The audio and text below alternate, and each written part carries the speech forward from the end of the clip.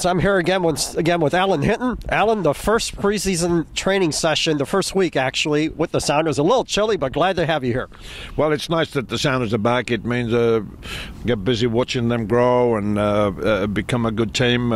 They actually practiced on Saturday morning. It was raining like a son of a gun, and there must have been 200-300 fans here waving the flags and welcoming the players back to practice. So it's all systems go for the Sounders. So, Alan, last week we spoke about Jordy Morris. You and I were at the press conference where he came out and said he was going to play for the Sounders. And can you maybe relay some background information on how that deal came about and your involvement, and maybe some of the information that got back to Ziggy Schmidt? Well, first of all, it's a very great signing for the Sounders. I was at the press conference. I actually, at the question and answer time, I did get up and say to the club, to everybody, congratulations on signing a local player, Jordy Morris, who's an excellent player, strong, he's got broad shoulders, he's quick, he's strong, he's tough, gets a goal, can set up a goal, 2 good feet, mentally very strong. I was hopeful he'd sign for the Sounders, but obviously Werder Bremen went after him big time, so I admire Jordan for wanting to be at home. He'll be well taken care of here, but he's still got to do the job. My involvement was Ziggy, who publicly said that he when he first saw Jordan play, he asked me if I would go take a look at him, and I did, and I reported back to Ziggy that this is the real deal.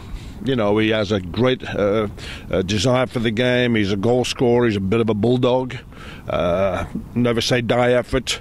And he's a local player, because in the end, once Major League Soccer settled down in the next 4, 5, 6 years, there will be more and more American players coming to play in Major League Soccer. But in the meantime, the league needs these foreign, well-known players, superstars, to elevate the league faster. But this is a wonderful time for the Sounders to sign a very talented young player.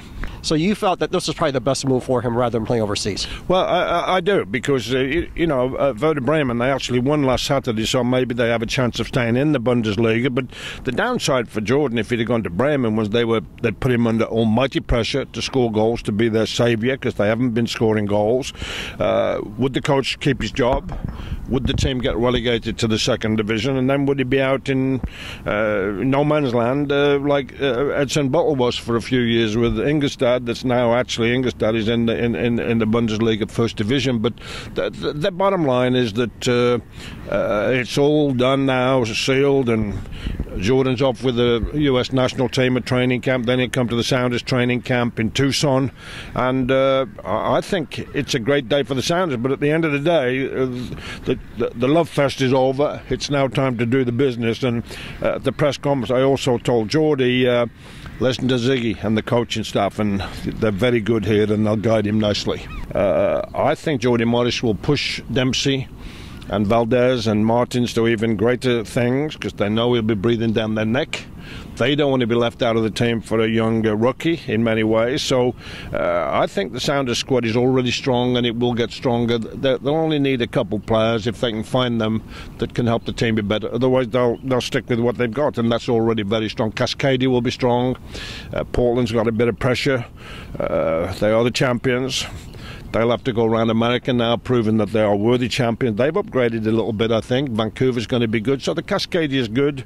I like what's going on in New York City with Patrick Vieira being the coach.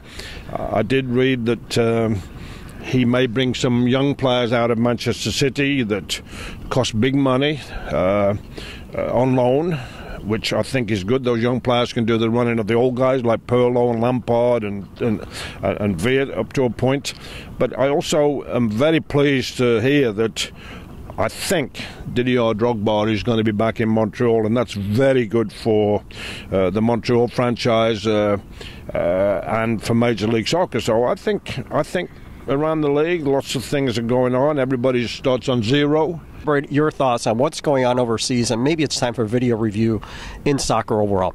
Well, I think it is time for video review. I mean, I can quickly tell you that Real Madrid, it was Zidane's first setback. Real Madrid played in Real Betis yesterday. I saw the whole of the game. They were losing 1-0. They tied the game.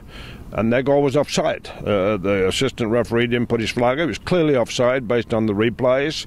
I will, as a side, tell you that the coach of Real Betis was a total nutcase. He was jumping them down. He needed to shout more than the players after the game, but it was exciting watching the game. But Real Madrid only got a tie because of assistant referee error. John Terry, as we spoke about last week, was offside when he scored the tying goal for Chelsea against Everton, which robbed Everton and particularly the manager, Roberto Martinez, of 2 valuable points.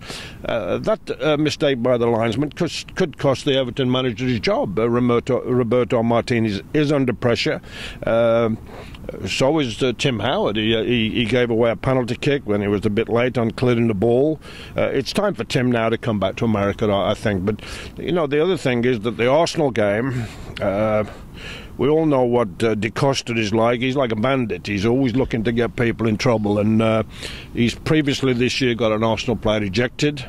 This time he got Mertesacker ejected. Mertesacker was about 5 yards out of his distance. If he'd have been 5 yards further back, De Costa wouldn't have got the other side of him. Then in comes Mertesacker with a long, stretched left leg of his, and I don't think there was any contact. It looked bad.